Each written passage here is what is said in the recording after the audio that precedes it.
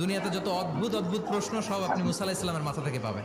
বিভিন্ন বিষয়ে আল্লাহর প্রশ্ন করবেন। সেদিন মুসা আলাইহিস সালাম আল্লাহরে বললেন, আল্লাহ আপনি আমার এমন একটা জিকির শিখাইয়া দেন যে জিকিরটার শব্দ আপনি আর আমি ছাড়া কেউ জানবে না।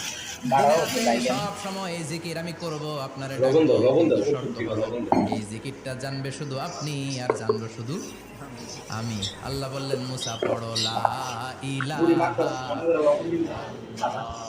মুসা আলাইহিস সালাম কয়, মাবুদ এটা তো জাতীয় জিকির, সবাই জানে।